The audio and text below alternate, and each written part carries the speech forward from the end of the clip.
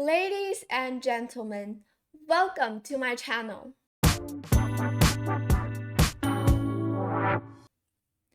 those of you who have been following my channel for a while, you guys might be curious or be complaining about that I actually, after like 5 or 6 days, I just uploaded one video. And really sorry about that, because recently I'm really busy on not only on school but also with chess practice. So basically I can just upload 1 or 2 videos a week. And so hope you guys could understand about me uploading videos so rare or just so few times. And today in this video, what is different about this video compared to all of the videos or most of the videos before is that before I am doing videos about top events that are held recently live, and I'm doing recaps of games played in those high-level events. But today in this video, even though there's still a lot of high-level tournaments going on, for example, like the 2025 Norway Chess, but today I wanted to show you guys something that I think it is more interesting, and it's about myself, my own Blitz rating in this case, which as you can see has finally reached 2600. Right now I have a Blitz rating of 2604. Now for some of you guys it is a really high rating, but of course for some of you guys it's also just a very low rating or a very similar rating. Now this is I actually just played for almost months. I'm just stuck in 2500 range, or sometimes even fallen back to 2400. And also recently, because I have many upcoming tournaments, practicing Blitz games online is a very effective way to improve your chess and to make your moves more sensitive. And I've been playing a lot of games. Finally, I've reached 2600. But the way that I have reached 2600 is a very funny way, because as you can see here, my game history. I've played 2 games here. As you can see, both of my opponents, they have this sign, this symbol behind their names, their flags, and it is called the the fair play. Their accounts are all closed due to playing unfairly. In other words, cheating. And before that, I have a rating of 2597. But then 2 of these players, they have cheated. Well, actually, I've won a game against this guy, but probably he didn't cheat during my game, or else I wouldn't be able to win against someone who is cheating. But definitely he has cheated in other games, and his account is now closed. And I lost against this guy who is also cheating. Yeah, he cheated, and I lost this game to him, which cost me 7 points. But now that I have finally reached 2597 after this very last game, and then the chess.com just detected that this guy is cheated and gave me back the 7 points, and after 2597 plus 7, I reached 2604, and that is basically how I've reached 2600. It's a very fortunate, lucky way to reach a high rating, but still 2600 is 2600. And today I'm gonna show these 2 games that I have played against 2 players who are cheating. And this is the first game. I'm playing with the black pieces.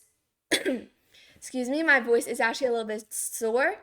But anyways, so I'm with the black pieces. My opponent is 2626. And he starts with move a3, which is called the Anderson opening.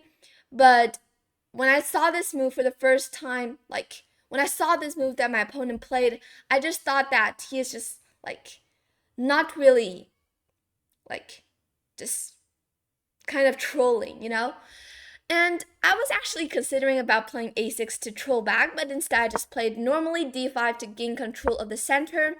He plays d4, and then I just develop my pieces. Normally, I usually like to fianchetto my bishop this way because I like to play the King's Indian defense, and in this case, I can still follow the developing pattern. And first, I played the move h5 to prevent white from pushing h5. And here, white played the move knight f3.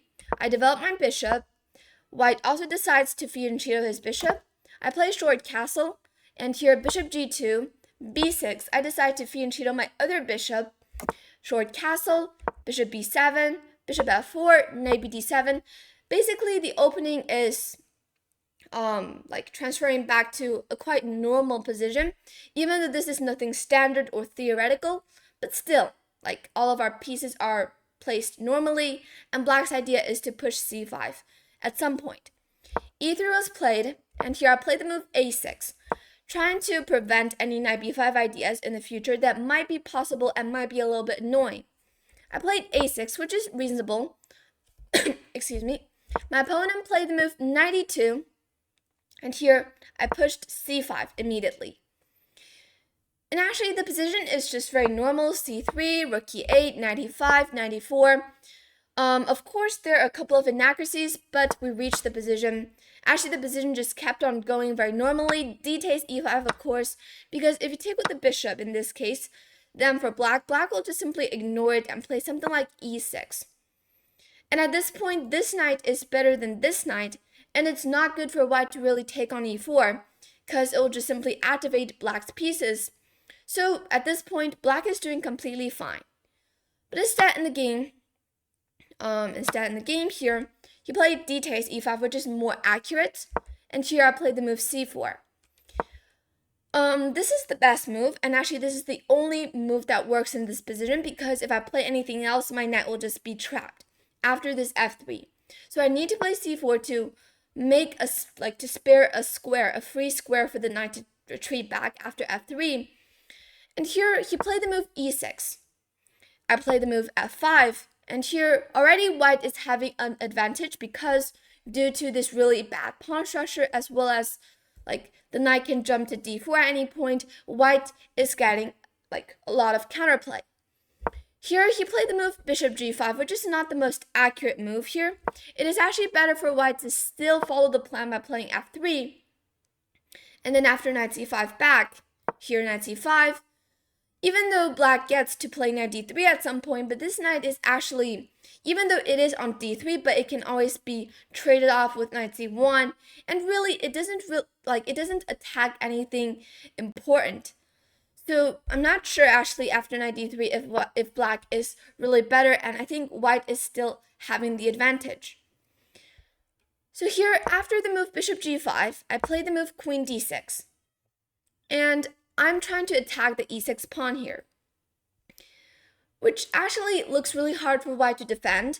And then the game knight f4 was played to defend the e6 pawn, and here I play the move king h7. Rook fd1 was played, and here rook a d8, defending the d5 pawn, and the position actually just went on very normally, and suddenly I am the side who has an advantage. But here, after the move a4, bishop takes f4, and I'm now up a pawn, a5. So white is actually pushing really hard on the queen side to create some space, but here I play the move b5. And after this move b5, there's no problem with this move. Like, I've closed the queen side. And because I am the side who is up a pawn, and my pawn is in the center of the board, so I actually should be advancing more in the center with my pawns. In the game, white played the move bishop g5, knight takes g5, and actually this game, right now, black is just simply better because black is up a very healthy pawn. And the time, when I'm playing this game, I'm with the black pieces, I just think that this is just there's no way that I'm going to lose this game because I am up a pawn and all of these pawns are just pushing really high up the board, putting a lot of pressure. But then things just start to get a little bit tricky. My opponent here played the best move f4, and I didn't play the best move, which is actually either to play queen c7 or queen e7. Both of these moves' ideas are to defend or support the e5 pawn. But instead, I just simply took on f4. This is a mistake because black no longer gains control of the d4 square, and also the d5 pawn is somehow just stranded or completely fixed here by white's 2 pawns. It can never really be pushed further. In the game, white took back with the e-pawn, and here I played another inaccurate move, rook e7, simply giving back the whole advantage.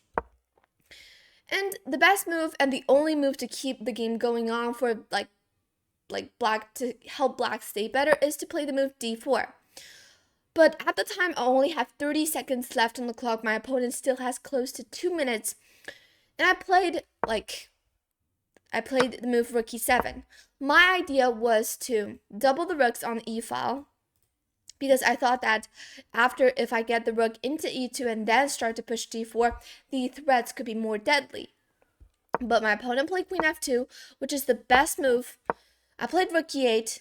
He played rook e1, another best move. I played rook e6.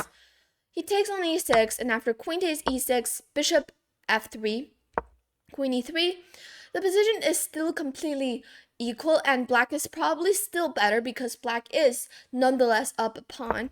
But after king g2, king g7, and then finally we reach a position where after rook d2, white is now actually better because due to the activeness of these pieces and as well as the weakness of the d5 pawn. So here I played the move rook d8. Now already I'm playing really passively and defending everything together.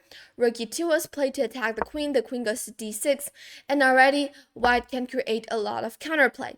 But instead in the game, he played the move king g1, and I played the move rook e8.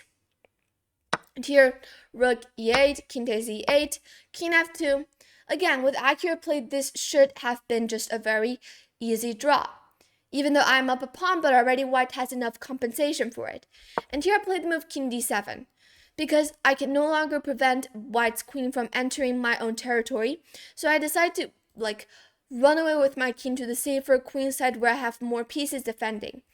Here he went in with the queen nonetheless, and I played the move king c6. And everything was actually just normal until after I played the move b4. Because I can no longer stand this position when I'm just playing so passively. But actually it turns out that after the move queen e6, gaining control of the e-file, I'm still probably doing fine. But after king f2, controlling all of these squares that the queen might be able to come into, black is still the side who is should be working on defending. Instead, I played the move b4, which just led to disaster immediately after queen takes, but now simply after queen g6. And white is just too fast, even though I can give another check, but after bishop e2, I no longer have any available checks. And then I resigned this game, losing 7 points. Now this game, I cannot really say that my opponent is playing extremely well because, at first, I'm up a pawn and I'm the side who is better, and even at the end, he didn't really play any move that accurate, but sometimes, by looking at the time use, and also some of the very important times when you play a move, your opponent still might have some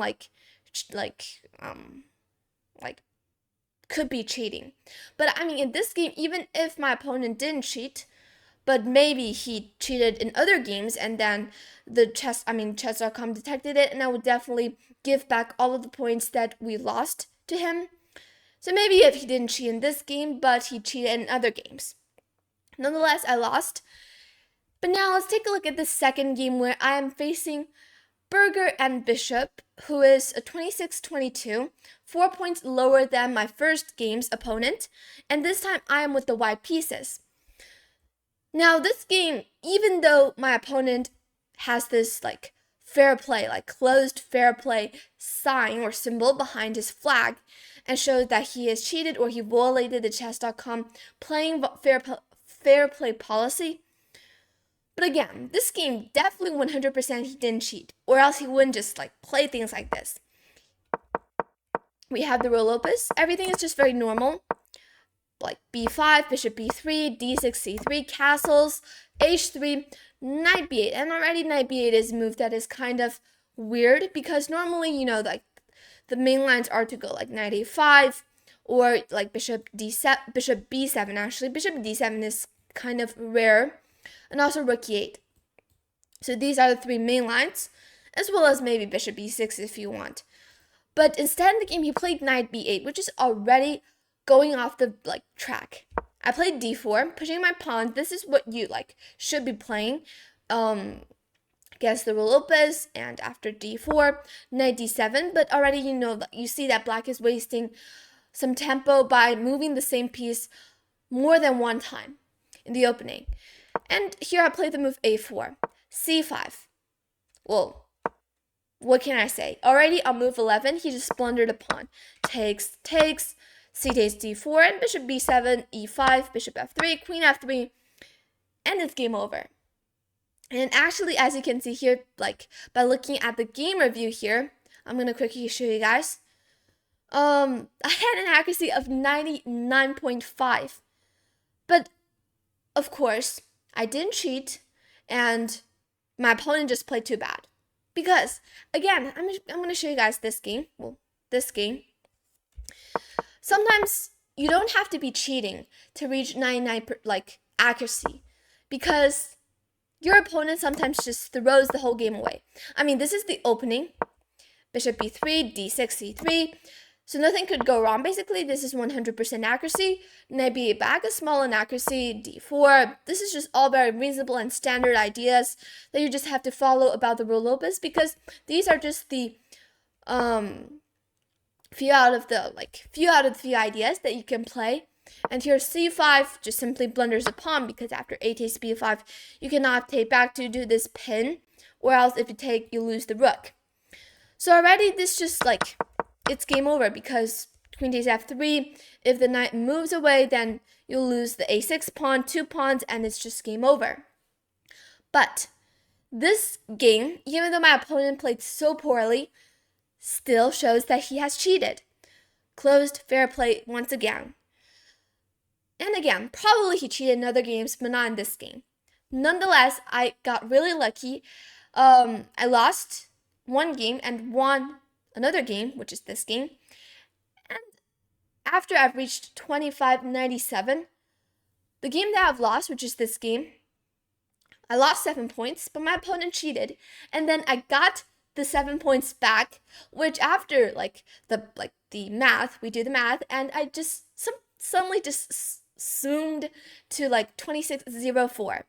This is my first time ever reaching 2600 Blitz, my Blitz rating on chess.com, and this is just a very happy moment that I want to share it with you guys, because as you can see, after I've won this game, which is the last game that I have played, I had a rating of 25.97, and then I had an extra 7 points, and yeah, 2600.